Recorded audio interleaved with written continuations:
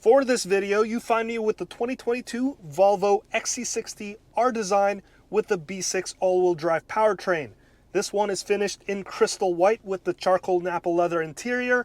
It comes with the upgraded 21-inch wheels, and it has some other extras like the Bowers & Wilkins premium audio upgrade, the 4-corner air suspension, climate package, and the advanced package. All in with destination, you can get this spec for about $66,000. How's it going, everyone? Welcome to Shifting Lanes. My name is Hanson. Thank you so much for tuning in. And in this video, I want to give you my review of this midsize SUV from Volvo, share with you my likes and dislikes so that you have a better idea before you buy. And if you learned anything new while watching this or have any feedback, comment it down below. Or if you like the video, make sure to hit that like, subscribe, and especially that notification bell button, because your views and your comments will keep this channel going. Now, I've reviewed the Inscription version of this car already, so that's the more luxurious version of the XC60. So if you want to watch that one, make sure to click the link up in the corner or in the description box below. This one is the R-Design, so according to Volvo, it's the more dynamic and stylish version of the XC60, and I completely agree. The styling of the R-Design is more sporty. It has a unique front bumper design that looks more track-inspired. It has brake ducting that looks bigger. There's no chrome accents anywhere apart from the Volvo badging, of course. And then there's plenty of gloss black finish, like on the window surrounds, the roof rails, and the grille. And inside, the XC60 looks very premium. And lately, there's not a Volvo interior that I don't like because they all look kind of the same. They all have a clean and minimalist design. The displays are gorgeous. The materials feel very good to the touch. And Volvo also paid so much attention to the details. Details like the satisfying click of the turn stalks, the feel of the dials when you rotate them, and the glow of the lighting, amongst other small things. This R-Design doesn't look as luxurious as the Inscription version, obviously. The gear shifter on this one isn't made of crystal, but it still feels very high quality and very comfortable to hold. There's also no wood trim pieces to be found, nor can you spec it with any of the more interesting brown leathers. Instead, it only comes with this metal mesh aluminum decor with black or charcoal leather interior. So where the Inscription model looks like a very calming and luxurious place to sit, the R-Design just straight up looks like a luxury car. And they both look very good. The one big difference here, and some people may not like this, is that the seats in the R-Design have bigger bolsters on them. Personally, I love seats like this because they hug you and keeps you centered better during cornering. But I can see how the increased support by your sides and your legs can make getting in and out of this car just a bit less convenient. One bonus that you will get in the R-Design that you won't find in the Inscription or the Momentum line of the XC60 is the contrast stitching on the seats. The white stitching and piping really pops against the dark leathers. Other than those differences, the R-Design and the Inscription is the same. As for cargo capacity, all XC60s have a decent amount of rear legroom at 38 inches, and the rear cargo area is pretty good at 37.8 cubic feet, and with the second row folded down, that grows to 63.3 cubic feet.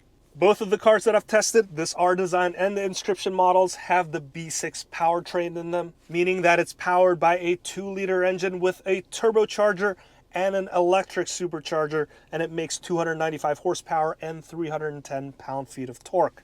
There's also a 48-volt mild hybrid system in here in the form of a 13 horsepower integrated starter generator.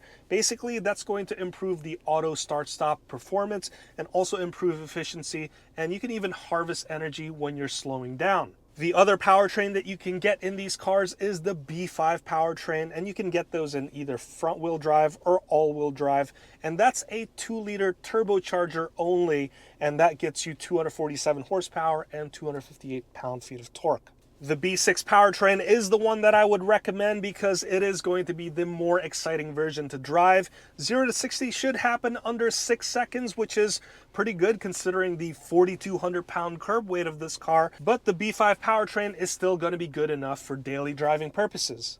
In terms of ride quality, the Volvo XC60 is one comfortable SUV. This one is riding on the 4-corner air suspension, and it soaks up the bumps pretty well. And because it's riding on air, you can easily tweak the ride height.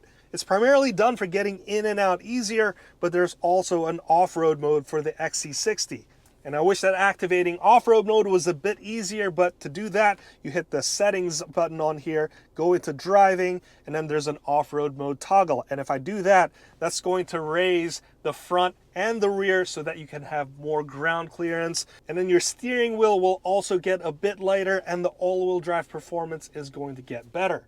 In addition to that nice ability, the four-corner air suspension allows you to tweak the suspension to run on a normal or a firmer setting. You can also tweak the steering feel, and I encourage you to do that again once going into the settings and driving mode and scroll all the way down. You could increase the steering feel to be more firm and also increase the suspension feel. And if you want to do that, that lives up to the R-Design mantra of this being a more sporty car to drive. Now, in terms of safety, this Volvo XC60 has all the bells and whistles. It comes with blind spot monitoring system and rear cross traffic alert, which I think are so important to have in cars nowadays. And I also like the pilot assist system in these Volvos. I like how with a single push of a button, it'll automatically set your adaptive cruise control and then turn on your lane keeping system. Very convenient and easy to do. So the XC60 is a really solid midsize SUV. It's beautiful to look at and it drives really nicely. However, at the time of this filming, there's still one thing that's missing. First of all, the new feature of this XC60 is having Google baked into the infotainment system. So compared to the previous iterations of this display, this new one works so much more smoothly and efficiently. And I love how you can scroll through the different menu systems without skipping a beat. And the boot up time when you first turn on the car isn't ridiculously long. The problem here is that at the time of this filming, which is the end of February 2022, there is no Apple CarPlay or Android Auto. Now that should eventually be available through an over-the-air update, but we still don't know when that's going to come in. But rest assured that Volvo is making upgrades to these cars via those updates. For example, the Inscription model that I tested a few weeks ago didn't have Sirius XM in the infotainment system. Now that's another big step backwards, but on my way down to filming that review, it did pop up that there was an over-the-air update. And with this car, lo and behold, there is Sirius XM in this car. There's also other planned upgrades for this car eventually. For example, there's going to be YouTube on this screen. So you can't watch YouTube when you're driving, obviously, for safety reasons. But this Google built-in infotainment system is also in their other recharge or electrified line of cars, so that when you're charging your car, you can also watch YouTube while you wait. So overall, would I recommend this XC60? If we ignore the infotainment element of it and focus on the rest of the car, the XC60 is a really wonderful midsize SUV. It didn't take me very long to fall in love with it. The interior is beautiful, the Bowers & Wilkins audio system sounds amazing, and I like the ride quality and the engine performance out of the B6 powertrain.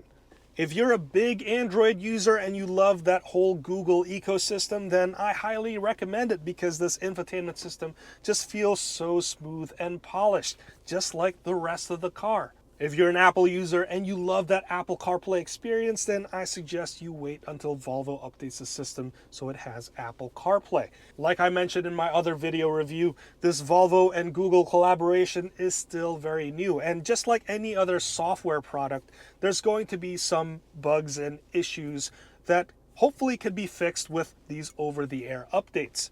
So if you don't consider yourself the early adopter type, then I suggest you wait it out for another year or maybe another couple more model years before you jump in to the XC60 with the Google built in. Well, there you have it. That's my review of this Volvo XC60 R-Design. Please let me know your thoughts in the comments below. And if you learned anything new in this video, please consider hitting that like, subscribe, and that notification bell so that you can be notified anytime we make a new video. I'll wrap it up right there. I want to thank you so much for watching till the end. My name is Hanson. This has been the 2022 Volvo XC60 R-Design, and I'll see you next time.